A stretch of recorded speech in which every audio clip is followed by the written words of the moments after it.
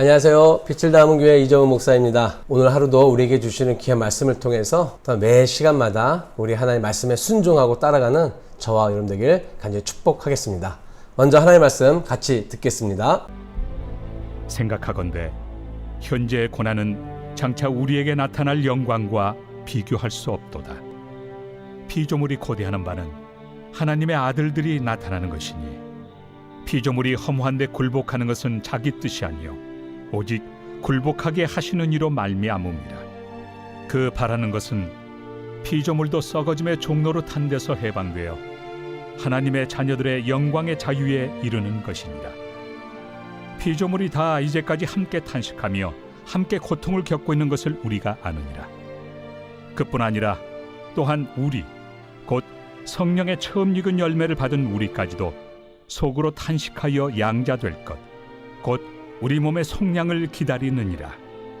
우리가 소망으로 구원을 얻었음에 보이는 소망이 소망이 아니니 보는 것을 누가 바라리요. 만일 우리가 보지 못하는 것을 바라면 참음으로 기다릴지니라.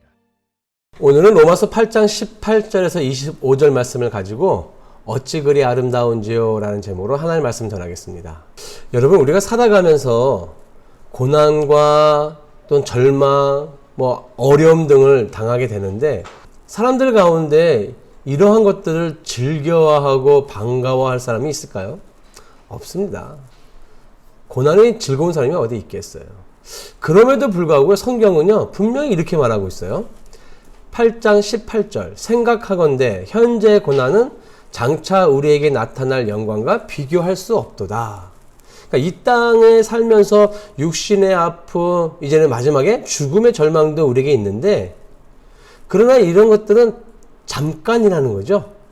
죽음이라는 터널을 통과해서 하나님의 품에 안겼을 때 그 품 속에서 영원히 누릴 영광과 지금의 아픔과 고난은 비교할 수 없다라는 거죠. 그러니까 그것을 뭐라는 거예요? 생각하라고 바울이 선포하고 있는 겁니다. 그럼 여러분, 심사숙고해서 우리가 이 땅에서 무엇을 생각해야 됩니까? 하나님이 어떤 분인지를 생각을 해야 돼요. 간단하게 말씀드린다면 하나님은 우리를 영으로, 성령으로 인도하시는 분입니다. 두 번째는요, 내가 그 하나님을 아빠, 아버지라고 부를 수 있는 하나님의 자녀라는 사실이에요. 세 번째는 내가 성령님의 인도함에 있음에도 불구하고 고난과 역경 가운데 지금 있다면 하나님께서 그 고난을 주시는 것은 너 고생하라고, 너 한번 맛 좀 보라고 그래서 고난을 주시는 게 아니라 하나님의 목적과 계획을 가지고 계신 분임을 생각하라는 거예요, 사도 바울은. 자, 여러분, 그러면 우리는요 고난이 끝난 뒤에 하나님께서는 우리를 영광스러운 존재로 바꿔주신다 그랬어요. 약속하셨어요. 자, 그러면 그런 존재가 될 우리는 이 땅에서 어떤 자세로 살아가야 할까? 그것을 오늘 본문이 말해주고 있는데, 여러분, 오늘 본문을 통해서 우리 마음이 좀 바뀌어지기를 바랍니다.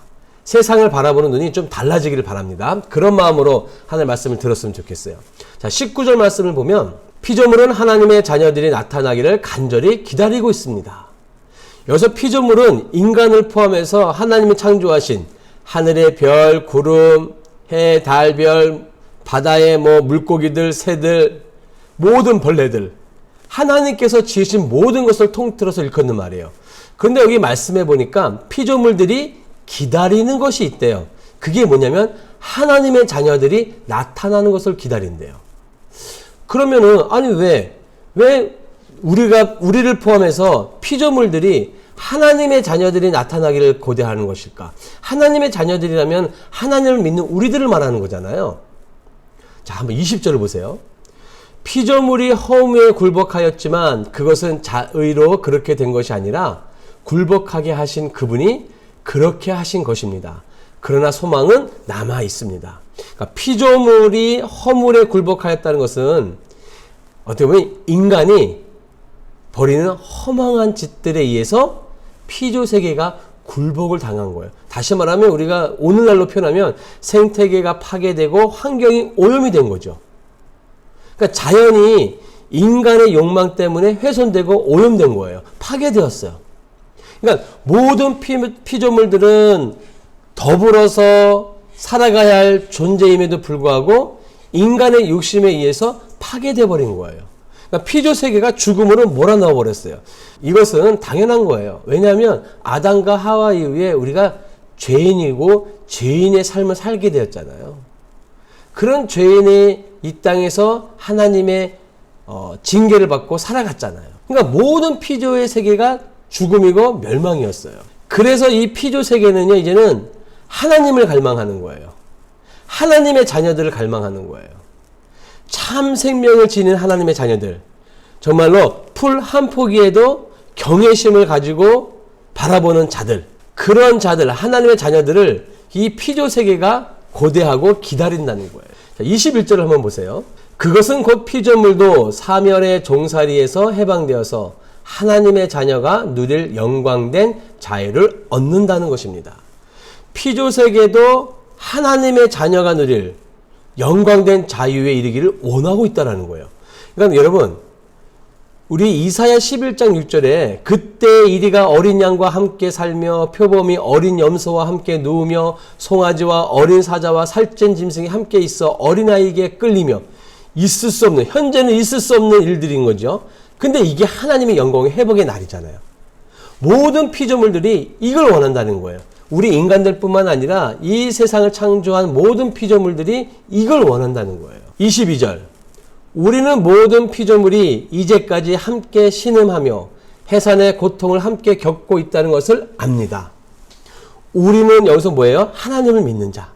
하나님을 믿는 자들은 피조 세계가 우리로 인해 이렇게 고통 겪고 있는 소리를 들을 수 있는 마음이 있어야 된다는 거예요. 피조 세계.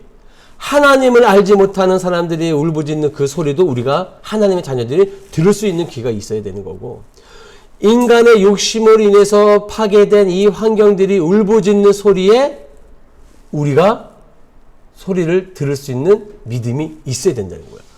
그런 하나님의 자녀가 되어야 된다는 거예요. 사도 바울은요, 이 자연, 우주를 이렇게 바라보고 있어요. 23절.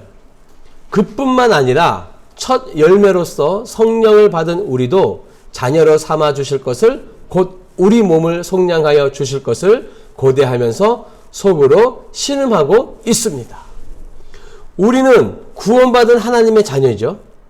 하나님의 자녀로 인침을 받았음에도 불구하고 그 하나님의 자녀가 허망한 욕심으로 인해서 이 세상을 파괴하고 나아가고 있었다는 거예요.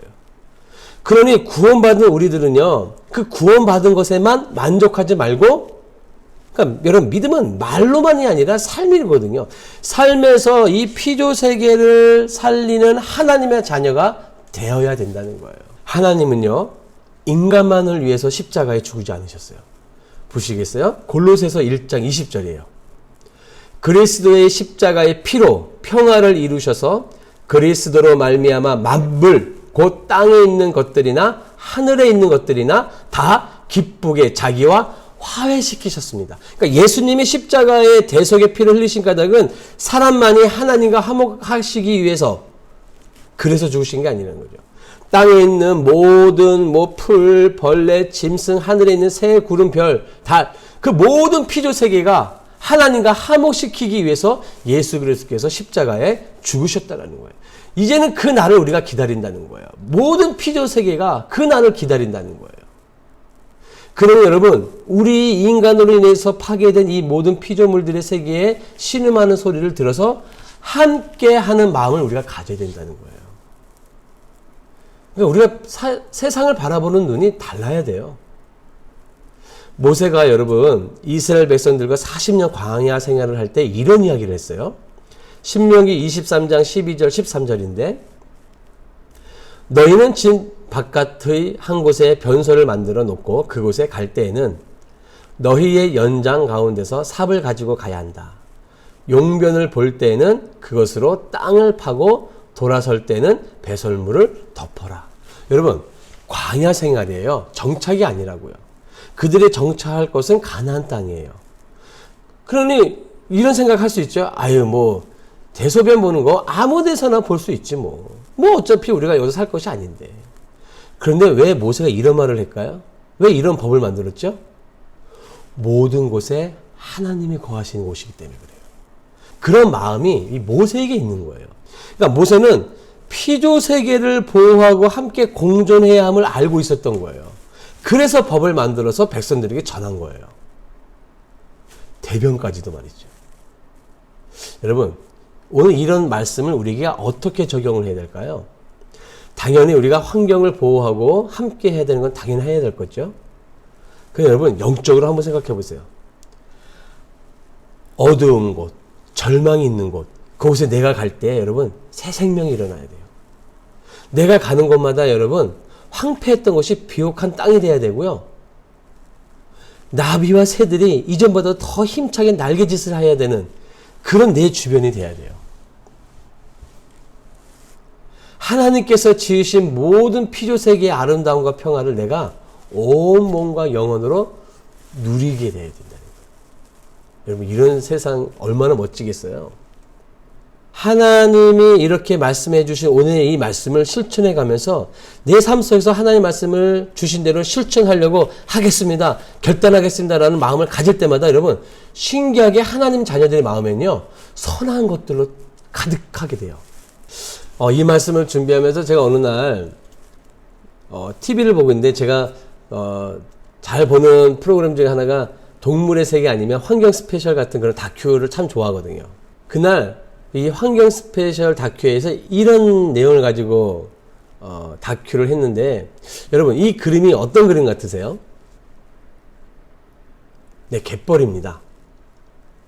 우리나라 서해와 남해 갯벌은요, 세계 5대 갯벌 중에 하나예요. 유네스코 세계유산에 등재되어 있죠.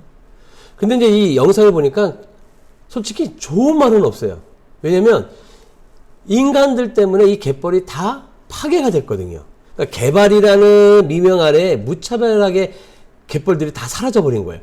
그로 인해서 갯벌에 있어야 할 그 조개라든지 미생물이라든지 뭐 지렁이라든지 이런 것들이 사라져버리니까 개들이 사라지고 철새들이 사라지고 이런 현상들까지 오고, 그러면서 제가 몇 가지의 이런 영상들을 쭉 찾아봤더니요, 거기에 늘 나오는 단어가 있는데 그게 뭐냐면 인간의 욕심이에요. 인간의 욕심 때문에 다 파괴됐다라는 거예요. 살려내야 된다는 거죠. 그래서 뭐 봤더니 여기저기서 이제 갯벌을 살리려고 하는 많은 노력들이 이제 이루어지고 있는 거죠. 여러분, 제가 이번 추석 때 있었던 일들을 잠깐 보니까 추석에 버려진 애완동물이요, 2,000마리라고 합니다. 2,000마리. 왜 그런 일들이 일어날까요? 오늘 말씀이에요. 이 세상을 창조한 피조물에 대한 하나님의 자녀들의 마음이 없어요. 제가 오늘 이 영상 밑에 그 유엔에서 연설을 했던 배우인 레오나르도 디카프리오의 연설을 좀 올려놓겠습니다. 3분이 조금 되는 영상인데 한번 보셔요. 이 지구의 환경 오염이 파괴되고 있는데 거기에 대한 경각심을 갖자고 하는 그런 연설인데 한번 보시면 좋을 것 같아요. 여러분, 다윗의 고백 아시죠? 여호와 우리 주여, 주의 이름이 온 땅이 어찌 그리 아름다운지요, 주의 영광이 하늘을 덮었나이다. 다윗의 눈에는요, 이 세상의 모든 곳에 하나님의 영광이 가득한 거예요. 그러니까 이 세상이 뭐한 거예요? 아름다워 보이는 거예요. 그렇게 아름다운 자연을 이 다윗이 파괴했겠어요? 그럴 수 없었어요. 여러분, 우리 정말 하나님을 뜨겁게 만나고 하나님을 인격적으로 만난 사람들이 고백하는 것 중에 하나가 다 뭔지 아세요? 세상이 달라 보인다는 거예요. 날아가는 새가 나에게 노래를 하는 것 같고 들에 핀 꽃이 나를 하늘에서 웃어주는, 다들 그런 고백들을 하시더라고요. 왜 그래요? 하나님의 자녀들의 눈에는요, 세상이 그렇게 보이는 거예요. 이제 여러분, 우리는 하나님의 자녀들이잖아요. 이 세상을 바라보는 눈이 좀 달라지기를 바랍니다.